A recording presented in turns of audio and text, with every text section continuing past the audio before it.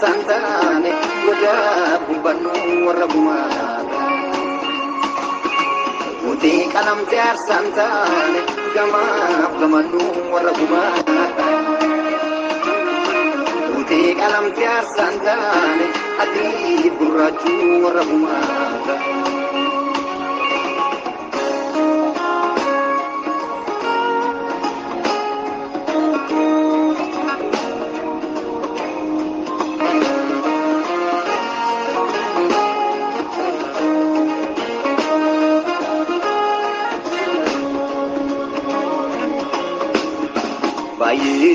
Dadanum nararake parfata vescorrai erfamu naga madisisa maganke eso egalata namarfam hati famaya kada guffago irabare garaja dada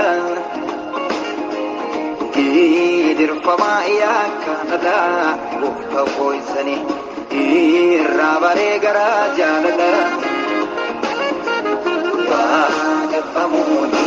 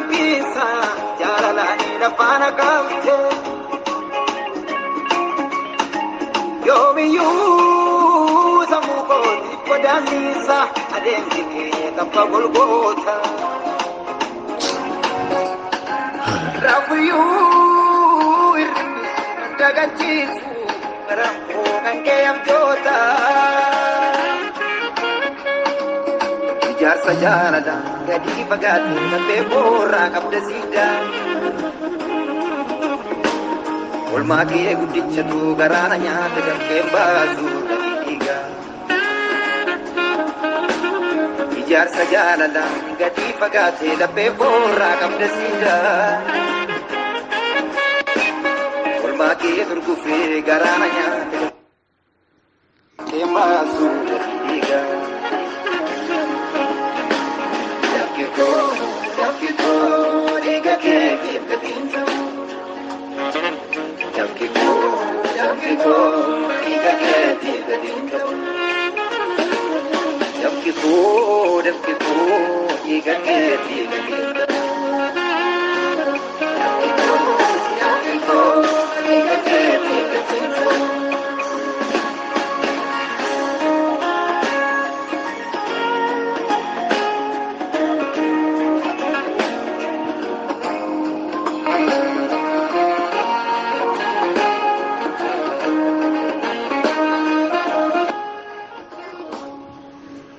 Nagaa fayyaanni jaalalli waaqayyo gooftaa hunda keessaniif haa ta'u. Waldaa Maranaataa Yesuus keessatti kan argamtan sabni waaqayyo hundumtuu akkam jirtu nagaa keessanii waaqayyo isa ulfina qabeessaaf galanni guddaan haa ta'u. Ani obboleessi keessan tajaajilaan keessan eebbaa barraa nagaa kootii gooftaan nagaa keenyaa nuuf baay'isee namoota irraa nu taasisee teessoo isaa dinqisiisaa irratti bara baraan haa ulfaatu. Egaa faarfannaa kanatti baay'ee akka eebbifamtan abdiin qabaa. anis baay'ee jireenya koo keessatti hojii gooftaan hojjete baay'ee waan dinqisiifadhu faarfannaa kana. Faarfannoota walitti fufaa gidduudhaan irra deddeebi'ee dhaggeeffachaa ture YouTube irraati. Tarii faarfannichaa argachuu dandeessu jechuudha. Slow Worship Oromo Gospel Song Collection kan jedhu YouTube irra jira. Ergaa guddaa qaba jechuudha. Galanni Waaqayyoof haa ta'u. Isin akkam jirtu sabni Gooftaa? Jajjabaattu jireenya afuuraa keessanitti akkam jirtu? Waaqayyo inni nagaa nuu kennee namoota irraa nu godhe teessoo isaa gaarii irratti ulfaatu. Egaa har'ammoo torban lamaan darbee kan barachaa turre barumsa dubbii Waaqayyoo. Yaa ilma mootii maaliif guyyuma guyyaan gadi adeemtaa mata duree jiru irratti barachaa jirrutti fufnaa. Torban irraa sababii galateeffannaan adda addaa as waldaa kana keessa tureef barumsicha ittiin fufnee har'a garuu itti fufnee walii wajjiniin ilaalla jechuudha. Yaadatti yoo ta'e wantoota hafuuratti maaltu gadi nama deebisaa jennee wantoota hafuuratti gadi nama deebisan qabxiiwwan arfan ilaallee dhaabbanne. Har'a kutaa 5ffaa fi qabxii 5ffaa walii wajjin ilaallaa. Har'as gabaabina yerootiif qabxiima tokko walii wajjin ilaallaa. Waaqayyo gooftaan akka inni waan barannuun nu gargaaru akka of ilaallu akka inni nu godhu nan amana. Mee gabaabsinee Waaqayyoon walii wajjin kadhannee gara barumsa keenya guyyaa irratti dabarra. Maqaan kee maqaan Waaqayyoo keenyaa inni hundumaa gararraatti bara baraan jabaa ta'ee ammas bara baraan haa kabajamu ulfaadhu. Yaa Waaqayyo maqaan kee haa ulfaatu. Foon keenyas hafuura keenyas guutummaa namummaa keenyaasitu gargaare. Ani obboleettiin koos obboleessi koos hundi keenya siin jiraanne. Lagawwan rakkinaa dirreewwan hadhaa'oo keessa darbuunsaa ulfaatu keessa eegumsa ati Waaqayyoon keenya nuuf gooteen salphaamatti dabarre. Hulluuqna keessa dabarre. Amajaajiin keenya nurratti hojjechuu hin dandeenye. Gaariin harka kee ayyaanni kee yaadni Waaqayyoo nu danda'eera. Teessoo keessa dinqisiisaa irratti ulfaadhu. Kan waldaa kana arraan ka'e dhalootas keessa jiru kana kan ijaare arraan ka'e harka keeti malee jabina nama tokko iyyuu miti. Waaqayyo inni jiraachiftee namoota arraa namoota galataa nu goote ulfaadhu. Akka diinni keenya mala garaa garaa maleef illee nuuni silaa kan itti babbannu kan itti mancaanu kan itti faffacaanu turre garuu sababii ati jiraadhaanuun jetteef jireenyi keenya ta'eera. Bara baraan ulfaadhu galanni maqaa keef haa ta'u. Abbaa gaarii qulqulluu isaatii mootii keenyaa gocha kee hundumaaf ulfaadhu jechaa immoo qalbii keenya diddiirannaa wallaalummaadhaan beekumsaan dagannaadhaan beekumsaan yaa Waaqayyo yaadaan qabnees goonfamnees kan goone cubbuu irra daddarbaa yakka mudaa garaa kee hin gammachiifne hundumaa dhiigicha qulqulluu dhiigaa hoolaa faasikaa keenyaatiin nurraa dhiqina qulleessi numa maaraa saba haaraa qullaa'ee cubbuun isaa dhiifameef nu taasifadhu. Waaqayyo araarri jireenya keenya keessatti haa baay'atu.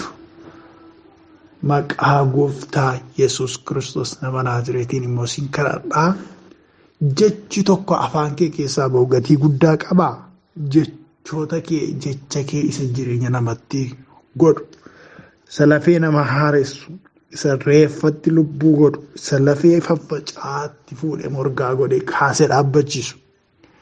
Maqaa Yesuusiin nuuf ergi. Dubbii kee ergi. Sagalee kee ergi. Isa jiraachisu. Dubbii afaan keetiin gara keenya kottu. Yaa Waaqa hundaanuu nutti jabaa taate isa kana kan walii hin gallee faallaa hojii keetii kan adeemu ergaan badiisichaa ergaan jawwichaa afur bineensichaa qaaleenca Yihuudaa saddu ammoo ka'eetii naannoo keenyaa kan dhahame haa ta'u. Aangoo Waaqayyootiin naannoo keenyaa kan dhabamsiifame haa ta'u. ati Waaqayyo gooftaan maccaa waa'ee keenyaaf falmii geggeessu, waa'ee keenyaaf lola geggeessu, waa'ee keenyaaf hojii hojjedhu. Waan hojjechuu barbaadde, waan dhiibbaa fiduu barbaadde fidi. Jireenya keenya keessatti gaarummaa keetiin mul'adhu yaa Waaqayyo. Kana hundumaan goote ulfaadhu maqaa Yesuusiin. Ameen. Galanni Waaqayyoof haa ta'u. Qabxii 5ffaa irratti wanti gadi nama deebisu maalidha yoo jettan ololoof qabuudha. Ololoof qabuu yookiis of tuulummaa, of gurguddisuu, gad of deebisuu dhiisuu jechuudha. Inni kun jireenya hafuura namaatti guyyuma guyyaadhaan akka qannasaa deeman, akka gadi deebi'aa deeman nama godha. Yerootti silaa ol guddatan, yerootti silaa dagaagan, yerootti silaa mana mootii keessa taa'anii guddina ajaa'ibaa guddatanitti, iddootti silaa baay'ee guddataniif dagaaganitti gadi kan nama quucarsu, gadi kan nama deebisu, iddootti eegamaniin gadi kan nama godhu of tuulummaan ololoof qabuudha. Sagalee Waaqayyoodhaa maal jedha kanarratti? Macaafa Fakkeenyaa 29:23 akkasidha. Of gurguddisuun gadi deebii namatti fida. Kan gadi of deebisu garuu ulfina argata. Waaqayyo kabajamu. Deebiin dubbisa. Of gurguddisuun gadi deebii namatti fida. Kan gadi of deebisu garuu ulfina argata. Ilaala. Maaltu gadi nama deebisadha? Macaafni qulqulluun keenya kan inni ifatti kaa'u namni of gurguddisu ani jira, ani jabaadha, ani beekaadha, ani warra kaan irra wayya namni jedhu maal ta'a? Gad deebii isatti dhufa yookiis immoo gadi deebi'uutu isa argata. Nama of tuuluuf, nama guddaatti of ilaaluuf, nama gararraa sana of kaa'uuf badhaasni argatu maalidha? Badhaasni argatu gadi deebi'uudha. Kanaaf jireenya hafuura ofii keessattis namni fagoo ga'a kun jedhee abdatamee iddoo isaatii dhabame, lafa silaa kana caalaa deema jedhame ga'uu miti, bakkuma sila ga'e irraayyuu kan gadi isa deebisu gaafa of tuuluudha. Namni waa tokko duwwaan isin yaadachiisa. Waaqayyo of tuulummaa baay'ee morma. Nu hundumti keenya biyya lafaarra kan jiraannu qabeenyaadhaan har'a addunyaa kanarra namni jirus tokkoffaa ta'e jechuudha. Akka Afrikaattis, akka Itoophiyaattis namni qabeenyaadhaan tokkoffaarra jiru hundumtu gaafa dhalate gara haadha isaa keessaa yeroo ba'e, gara haadha ishee keessaa yeroo baate hundumtu harka qullaa dhufe. Namni warqee mormatti hidhatee dhalate hin jiru. Namni warqee qubatti hidhatee dhalate hin jiru. Namni hundumtuu hiyyummaadhaan qullaadhaan gara biyya lafaa kanaa dhufe. Biyya lafaa kanarras dhufe immoo jabina mataa isaan sababi waaqatti utuu hin hirkatiniin, Waaqayyos utuu hin ayyaminiif namni bakka yaade ga'u tokko hin jiru. Kanaaf kun ana biraa bahe, kun anaan hojjetame, kun anaan ta'e jedhee namni olof qabu hundumtuu krediitii silaa Waaqayyo argachuun irra ture waan fudhatuuf Waaqayyo ittiin morma. Warra Waaqayyoon beekanis ta'e warra Waaqayyoon hin beekne yeroo isaan of tuulan, yeroo isaan olof qaban Waaqayyo isaaniin morma. Faallaa Waaqayyoo ta'anii argamu jechuudha.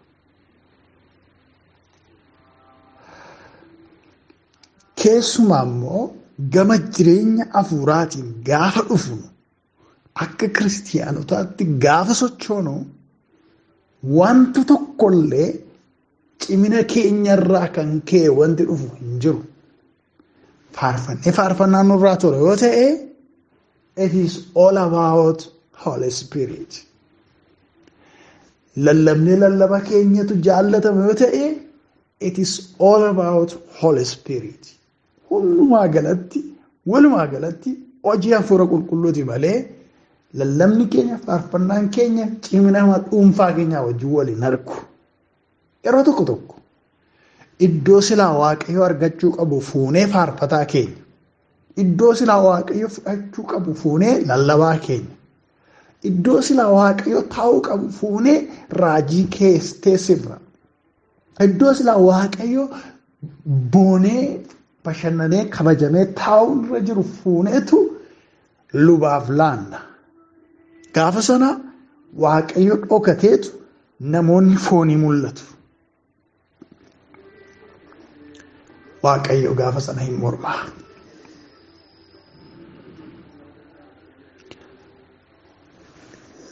Waan tokko irra deebi'ee si yaadachiisuun barbaada. Kan yeroo baay'ee dhageessaniitu.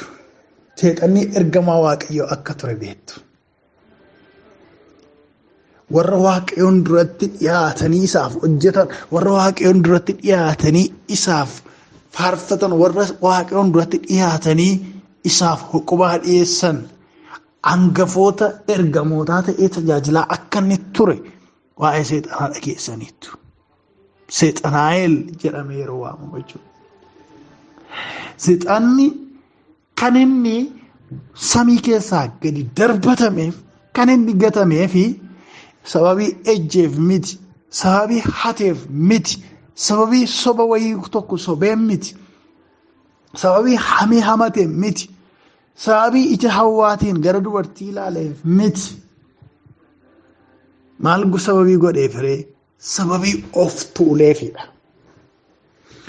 Of tuulummaa isaa immoo ani ergamoota keessaa nan caala nan wayya warra kaanirra ani jabaadha jedhe duwwaa miti. Iddoo waaqayyoodhaa barbaade.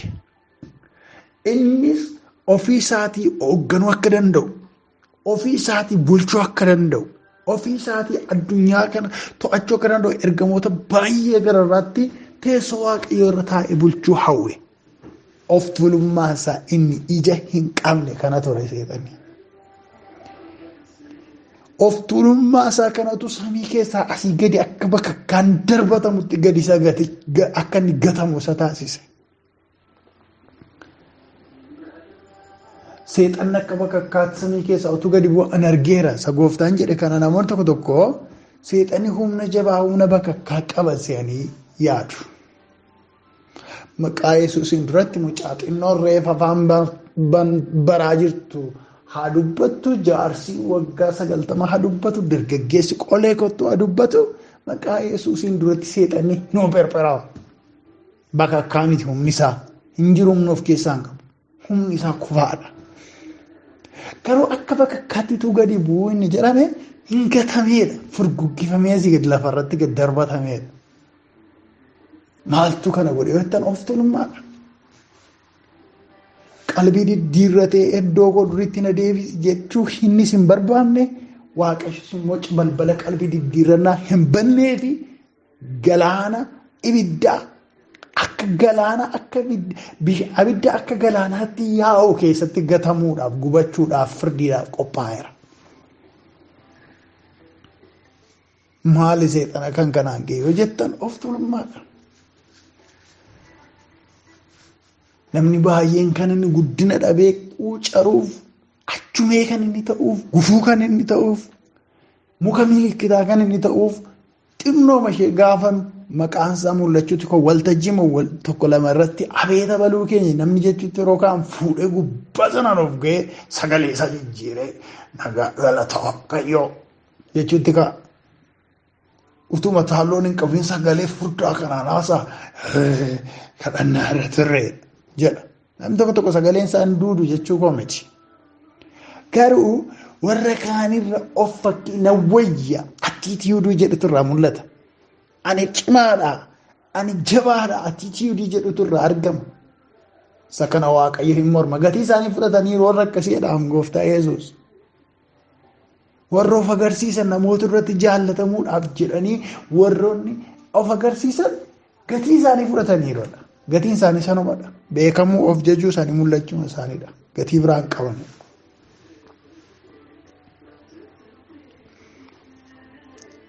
namoonni baay'een sababii teessoo waaqayyoo ofii isaanii kaa'aniif sababii sila iddoo gooftaan waaqayyoo taa'uun irra jiru ofii isaanii sababii diriirfatanii ta'aniif guddinni isaanii gadi deebi'eera. Kaan isaanii gadi darbatamaniiru. Dabalataan sagalee waaqayyoo keessaa seenaa baraasa lammaffaa boqonnaa 26 lakkoofsa 16 dubbisa. Akkana jedha.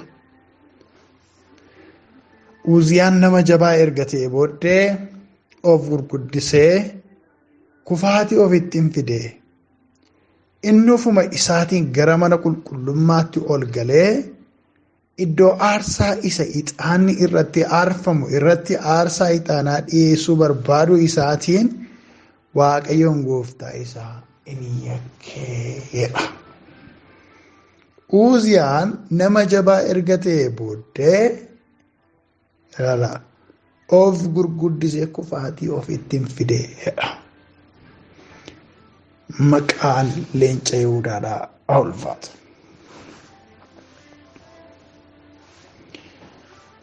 Namichi kun duraan nama gad of deebisu ture. Namichi kun duraan nama ani xinnaadha ofiin jedhu ture. Namichi kun duraan ani iddoo kanaaf nama malu miti nama jedhu ture. Yeroo xinnaatti of ilaalu, yeroo xiqqeessee of ilaalu sana keessa Waaqayyoo ofitti isa butee isa guddisee teessuma isaa ol isaaf kaase. Uziyaan nama jedhamu kun nama iddoo mootummaadhaaf hin taane, bulchiinsaaf nama hin taane Waaqayyo fuudhee geggeessituu sabaa isa taasifame. Haa ta'u malee hamma nama guddaa ta'utti eeggate. Hamma nama guddaa ta'utti ture Uziyaan.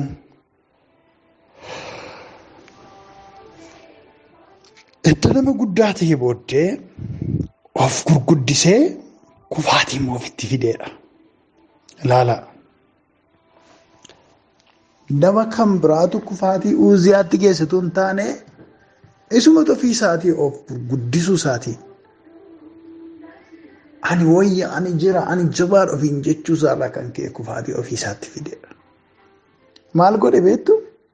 Waaqayyoon garaa baruu barbaade. Aarsaa ixaanaa aarsuun isaaf hin ayyamamu ture. Iddoo ixaanni itti aarfamu iddoo aarsaa irra dhaqanii aarsaa dhiyeessuun hojii kennaa luboota qofaaf kenname ture. Malee mootiin biyya geggeessu tokko sababiima biyya geggeessuuf waan hundumaatti anumatu murteessaadha, waan hundumaa keessaan harka koo gaggalcha jedhee hojjechuun isaaf hin ayyamamu ture. Uziyaan garuu afaan bararraa kanaatiin jechoota bararraa kana maal akka baddu maaliif ho'istu dubbii jabeessitu akka jechuu wayiitti. Shat jedhee ixaana fudhatee iddoo aarsaa irratti ixaana aarsuu barbaade. Gaafa inni ixaana fudhatee iddoo aarsaa irratti dhaqee anis nan aarsadhee argamu. Hojii Waaqayyoo lubootatti kenne. Akkoo salphaattiin ofii kootiin hojjedha performing godhadhee gaafa inni seenu Waaqayyo achuma iddoo aarsaa sana irratti lamxiidhaan isa rukute. Kanaaf ituma iddoo aarsaa sanarraa hin ba'iniin achumatti fuulli isaa jijjiirame, gogaan isaa jijjiirame, lamxiidhaan rukutame. Maal sababii ta'eef? Sababii of tuuleef. Gaafa of tuulan namoonni dubbii Waaqayyoo yaadoon mataa isaaniitiif fooyyessuu barbaadu. Astaayitii mataa isaaniitiif min chiggiraalle jechuutti ka'u. Gaafa of tuulummaan isaanitti namu. Macaafa qulqulluu kanas sirreessuu barbaadu. akkaataa isaaniif ta'etti micciiruu barbaadu, dhuguu barbaadu yoo ta'e waa'ee dhugaatii kana xinneessanii ibsuu barbaadu macaafa qulqulluu keessaa. Ejjuu barbaadu yoo ta'e akkaataa itti hiika ejjaaf namoonni qaban micciiranii salphaa fakkeessanii sammuu namaa keessa galchuudhaaf hojjetu. Hatuu barbaadu yoo ta'e waa'ee hannaa xiqqeessanii dhuma sammuu namaa keessa kaa'uu barbaadu. Waaqayyoon waan garaa bara wayii tokkotti fakkaata. Garuu waanan jala muree isinitti himu ijoollee Waaqayyoon garaa baruu hin danda'u. Inni Waaqayyoodha, inni sodaatamaadha, inni guddaadha. Akkaataa nuti fuula Waaqayyoo duratti dhiyaannu akka nama hiriyaa tokko baree hiriyaa tokko yookaan maatii keessaa nama garaa baree tokkotti Waaqayyoon duratti argamu nurra hin jiraatu. Maal gochuudha malee guddummaa isaatiin qulqullummaa isaatiin Waaqayyoon kabajuun sodaachuudhaan itti dhiyaachuutu nurra jira.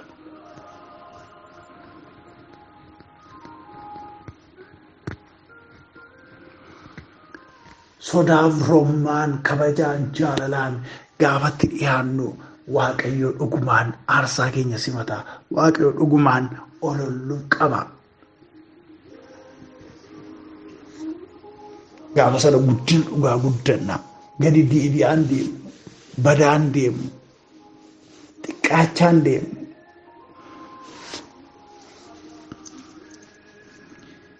Yeroo tokko Heroodis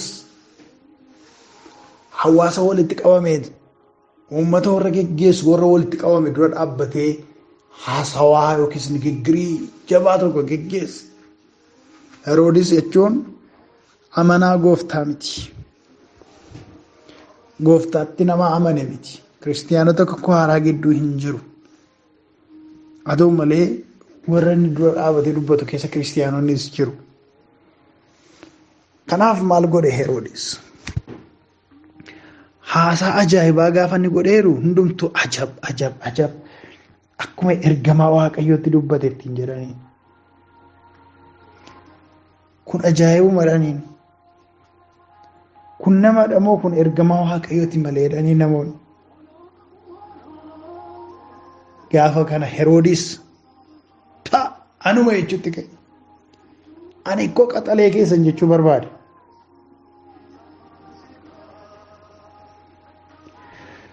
Maal jedha macaafni qulqulluun? Ulfina isaaf kenname kana Waaqayyoof waan hin dabarsiniif ergamaan Waaqayyoo isa dha'ee raamma'ee du'eedha. Kaleessaa of tuulummaan isaa isaaf milkaa'ee qulqulloota miidhaa tureera. Morma isaanii kutaa tureera. Ajjeesisaa tureera. Kanaaf akkuma bare kana naa taadhee of tuulummaa isaa sanaa beekamtii godhatee darbuuf ture. Heroodis. Haa ta'u malee of tuulummaa inni akkuma ergamaa Waaqaati waa qubatee namoonni ittiin jedhan sanaa ofii isaatti waan hammateef ani qaxaleedha jechuu waan barbaadeef ergamaa Waaqayyoodha. Isa dha'ee isa raammeesse isa waan du'ees.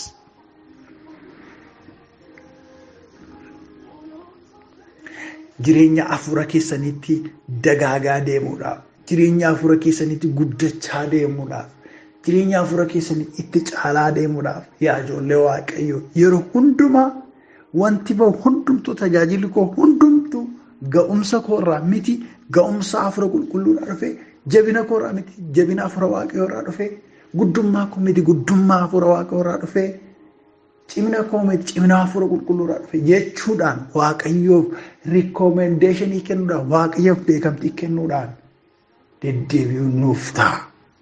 Yoo akkas ta'e jireenya hafuura keenyaatti dhuguma hin dagaagna malee gadi hin deebinu, hin guddina malee hin xinnaannu. Waaqayyoon ni jiraata, waa gargaara.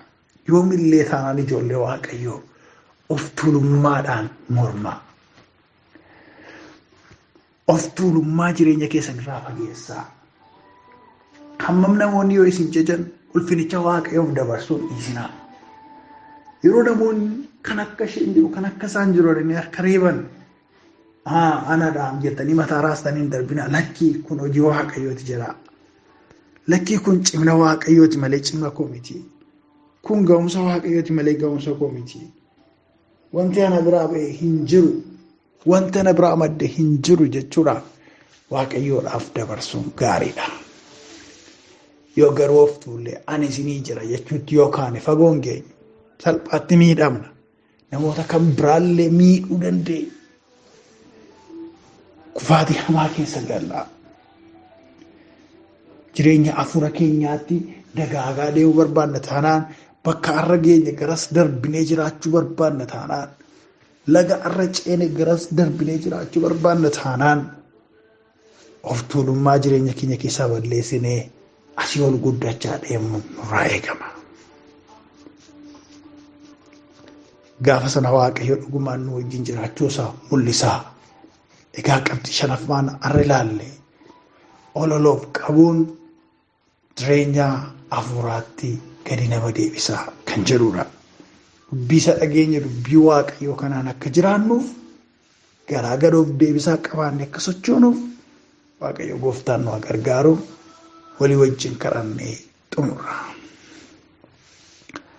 Teessoo kee isa olaanaaf dinqisiisaa irratti bara baraan mootee kan jiraattu waaqayyoo keenyaa dubbii kee dubbii jireenyaa kanaan jireenya hafuura keenyaatti akka nu ol sii guddachaa adeemnuuf akka nu siif dagaagaa adeemnu akka nu siif ija godhachaa adeemnuuf dubbii keetii waan nu gorfatte karaa jireenyaa isa dhugaa waan nutti agarsiifteef bara baraatti galanni si duwwaafa ta'u.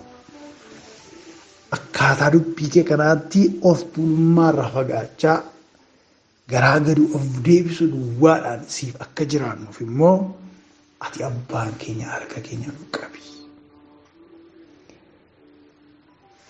Jireenya of tuulummaadhaan makame laphee keenya irraa ifadhu. Jireenya of tuulummaadhaan laaqame laphee keenya irraa cabsi. Yaa Waaqayyo dhugumaan ofii keetiif addaan nu baafadhu.